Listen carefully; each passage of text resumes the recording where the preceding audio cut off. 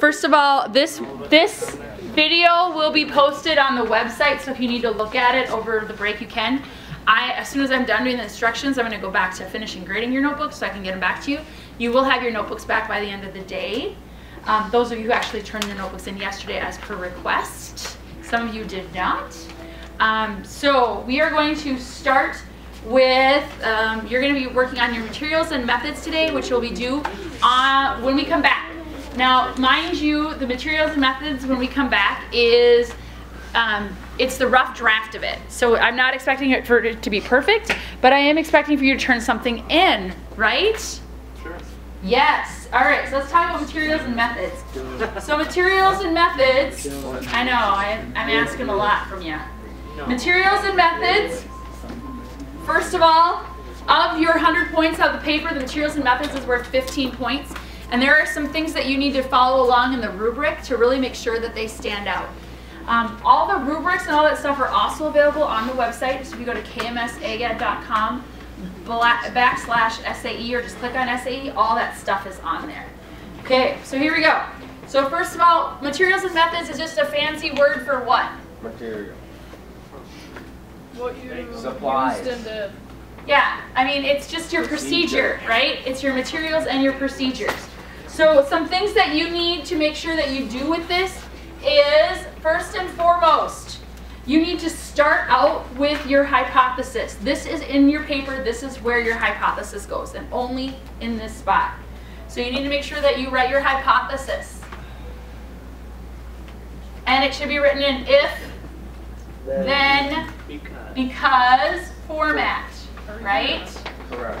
And then underneath it, it's also a good idea for you to identify your variables. So I would write down, I would really start the whole paper with materials and methods on the top, and then I would write hypothesis, and I'd put your hypothesis, and then the next line would say independent variable, dependent variable, controlled variables, and you list those.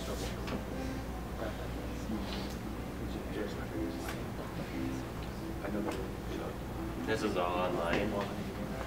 Yes, and this video itself will be online too. If I can spell independent, that would be helpful. Why? You can spell independent. You should be able to spell dependent. You would think so, but apparently not. And then you identify your controlled variables. So what are some variables in your experiment that you control? Okay. Now the other key for this section is, so that's one thing you need to make sure that you have in there. The other key is that this has to be written in third person. What does that mean? Weston has. No, that's not third person, that's second person. No eyes are used. No eyes are used, so it should be he, she, everyone giggle, her, him, Shim. they, them. Those are the words that you use. It. Yeah. Okay? Don't use it. That's not a third person. What do you keep using? We don't know what gender. Identify with one and flow with it. Shim. Okay? I can't do that. Okay, all right. So you're going to write it in third person, which is, this is the only part of your paper that's written in third person, which I know causes some weirdness as well. And then the next part that you need to do here is you need to write it clearly.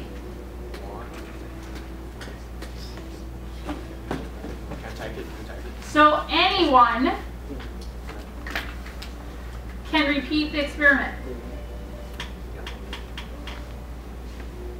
So think about it this way. You need to make this stupid proof.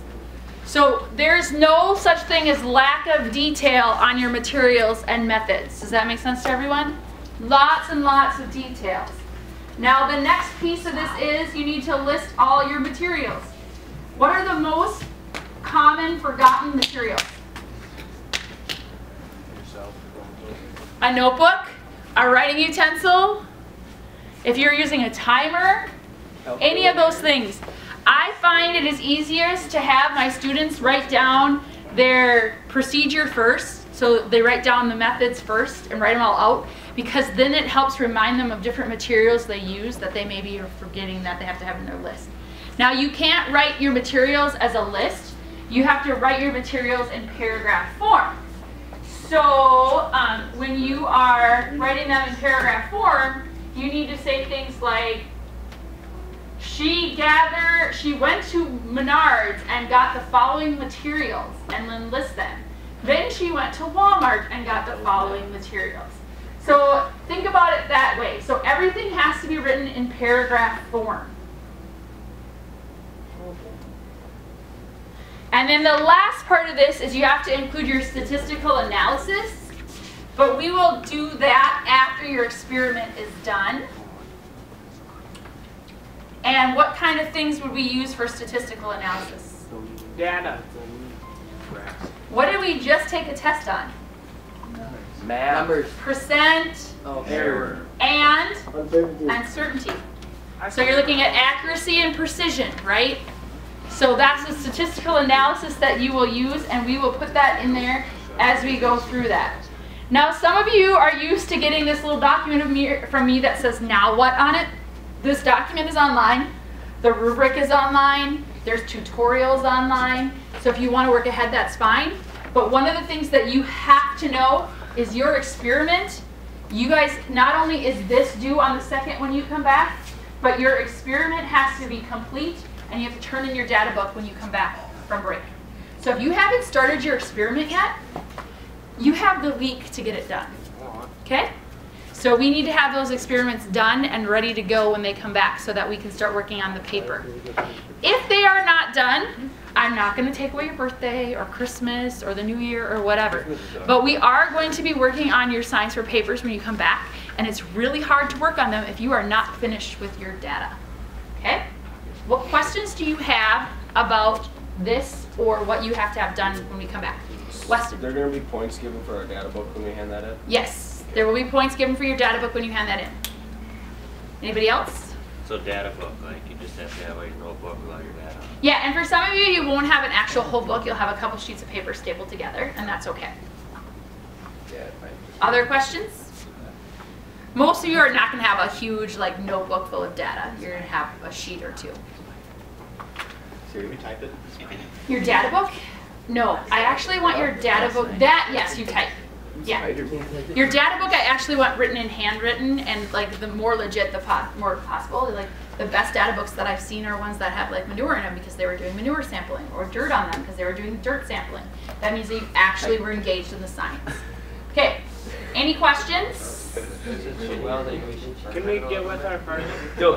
Okay, you each have to turn in your own materials and methods, but this is the last thing that you guys have to turn in your own individual pieces of, I think. I haven't 100% committed to that yet. So. All right, what other questions do we have? Absolutely. Absolutely none? So you have the class period to work on this? Okay. Agriculture. Dylan, look.